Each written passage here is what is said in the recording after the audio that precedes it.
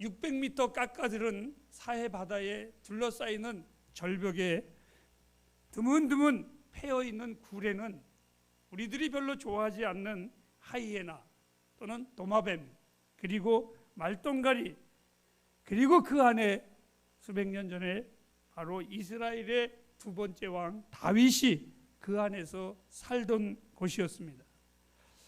이스라엘의 2인자인 다윗이 사울의 시기와 질투에 쫓겨다니면서 거했었던 바로 그곳, 이 다윗이 잘못이 있었다면 골리앗 하나 때려잡고 많은 사람들이 다윗을 향해서 사울이 죽인 숫자는 천천히요 다윗은 만만이라, 이러한 칭송을 하나 받은 것으로 인하여 다윗은 사울에게 많은 시기와 질투를 이가 당했습니다.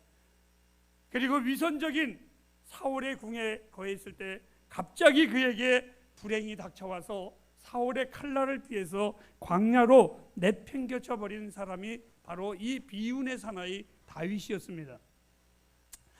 그때부터 이 다윗은 비 한 방울 내리지 않는 메마른 그 어떤 광야에 그가 헤매고 다녔습니다. 군대 갔다 온 사람들은 누구나 다 물어보면 이런 말합니다. 군대에 있을 때에 가장 기억나는 게 뭡니까? 라고 하면 군대 생활할 때 유격훈련이 가장 힘들었다. 왜? 그 많은 훈련 가운데 가장 힘들었던 기억이 머릿속에 남기 때문에 유격훈련이다, 이렇게 표현을 합니다.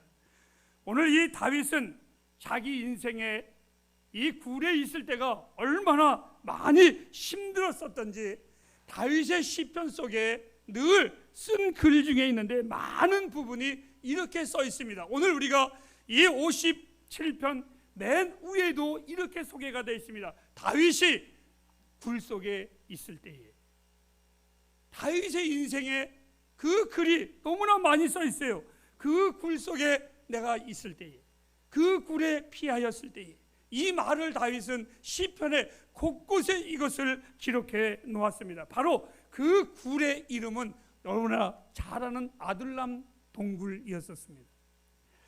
질투의 화신과 같은 사울이 안전을 보호해 준 것이 아니라 철저하게 이 다윗을 고립을 시켰습니다.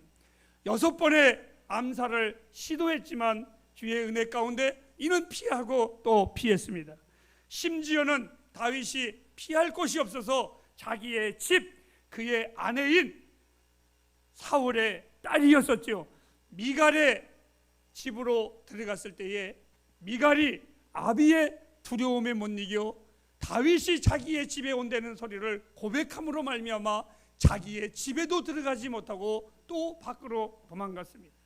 그 도망간 것이 자기가 믿을 것이 있다면 자기에게 기름 부어 축복했었던 사무엘 제사장에게 그는 쫓아갔지만 이미 다윗이 그 집에도 올 거라는 것을 예상하고 사울의 종들이 그곳을 지키고 있었을 때 그는 그 집도 들어가지 못했습니다. 이 사람이 어찌할 바를 몰랐습니다. 유일하게 다윗을 도울 수 있는 친구가 있었다면 그것은 바로 사울의 아들 요나단이었었지만 이 요나단은 왕궁에 있었기 때문에 다윗과는 관계가 이어질 수가 없었습니다. 자, 이 왕궁에서 연락을 취할 수 없었던 이 다윗, 장수의 지위도 잃었고 아내도 없고 친구도 없고 제사장도 없는 그가 할 수 있는 유일한 일이라고는 그냥 무작정 고난자의 생활, 도망자의 생활을 이는 할 수밖에 없었습니다. 그때의 혼란을 다윗은 오늘 본문 57편 4절에 이렇게 썼습니다. 내 혼이 사자 중에 처하며. 멀쩡한 사람이 사자굴에 있을 때 그 혼이 어떻게 되겠습니까? 그 혼란한 과정을 다윗은 내 혼이 사자굴에 있는 것과 같다. 얼마나 혼란이 있었으면, 얼마나 힘들었으면 이렇게 고백을 했겠습니까?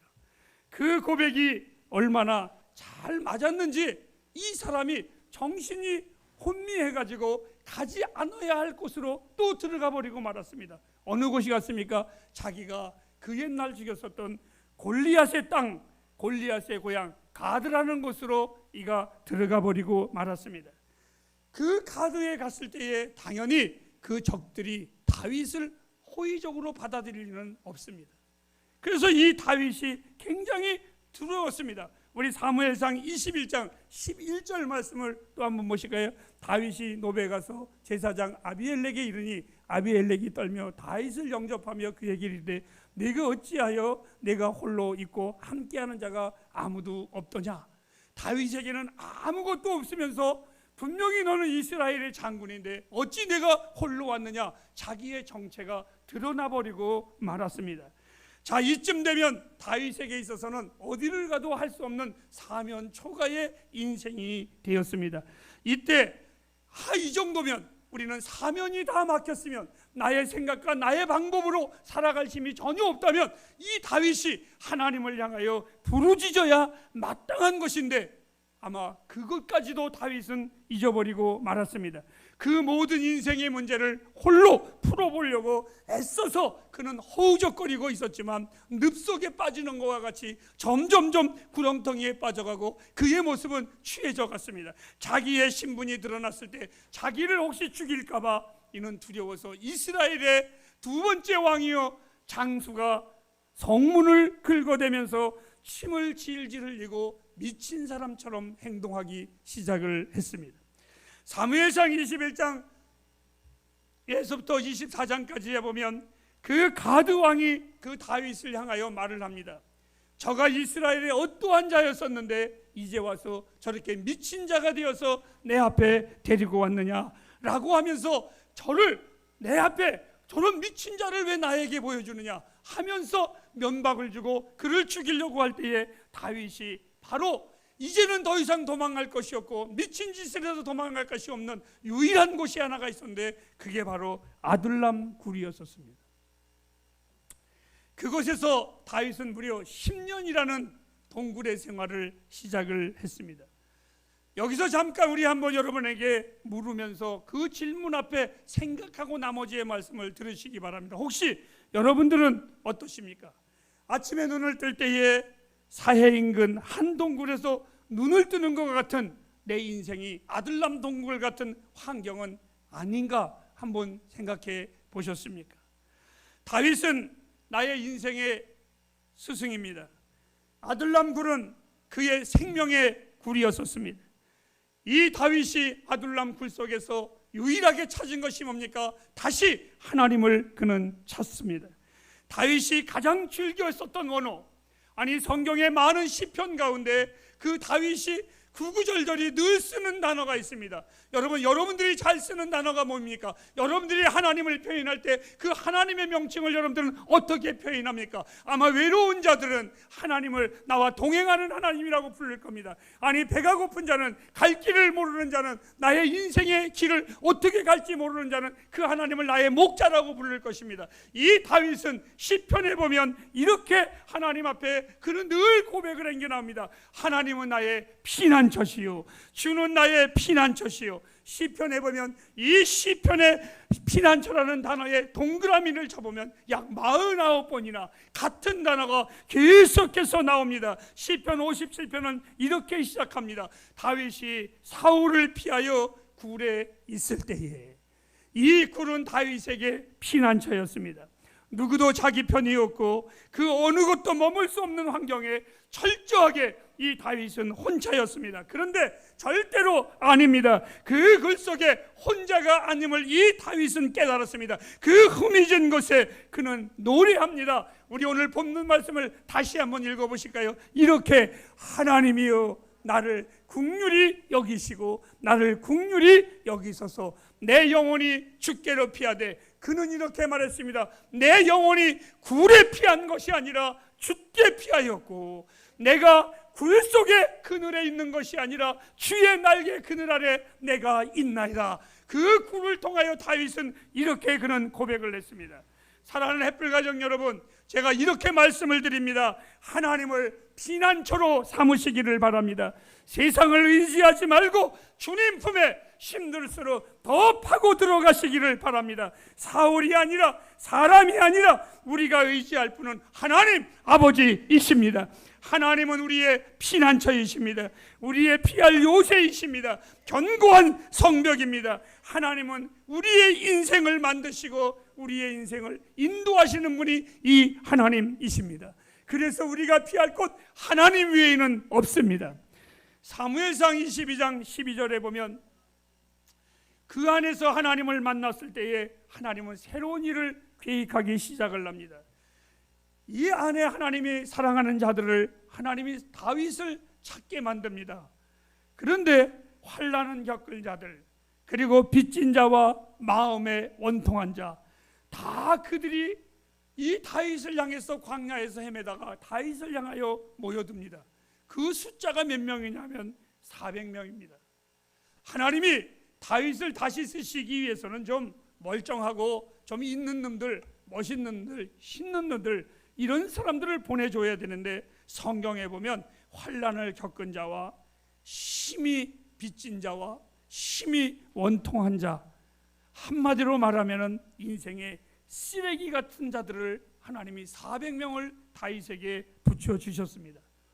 그런데 이런 저런 걸 다 떠나서 훗날 역대상 12장 22절에 보면 하나님은 그 졸개 같은 자들을, 아무것도 아닌 쓸모없는 자들을 통해서 하나님의 위대한 군대를 만드셨습니다.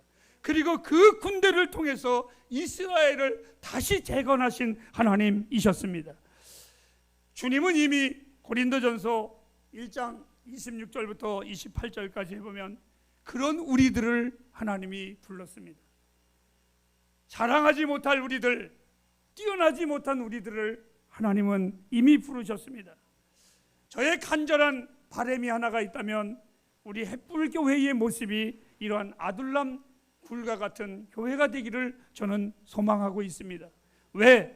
지치고 상하고 아픈 자들이, 외로운 자들이, 갈 곳 없는 자들이 이곳에 찾아와 쉴 수 있는 곳, 그리고 편견이 없는 곳, 그런 햇불교회가 저는 되기를 원합니다.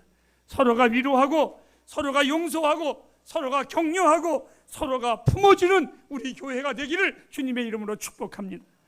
믿음이란 우리의 모습이 비록 뛰어나지 않지만 그럼에도 불구하고 우리의 연약함 때문에 하나님을 피난처로 삼는 것이 바로 믿음입니다.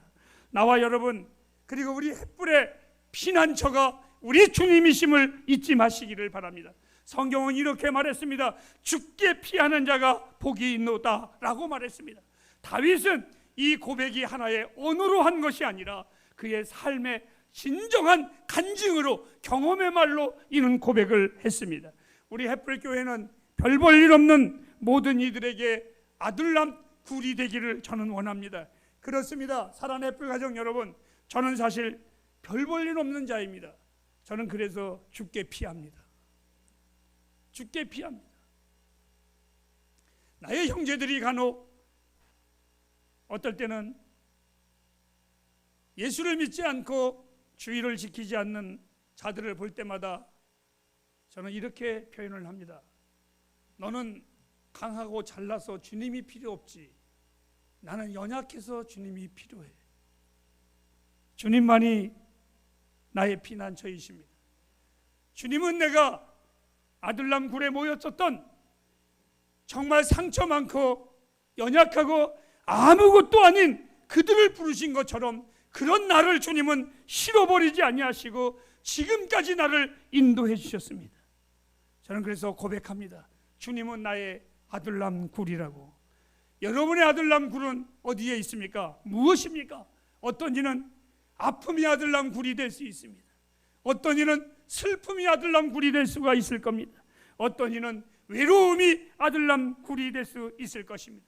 여러분이 당한 그 모든 것들이 당한 것이 아니라 그것이 바로 곧 하나님과 함께 할 수 있는 아들남굴이라는 걸 잊지 마시기를 바랍니다. 다윗은 본문에 이렇게 고백을 합니다. 나의 인자하신 하나님, 즉 나의 은혜의 하나님, 하나님의 은혜를 자기의 것으로 삼았던 이 사람, 나의 평생의 인자와 은혜로 나를 대하여 주신 내 하나님, 이 하나님은 나의 보호자이시라고.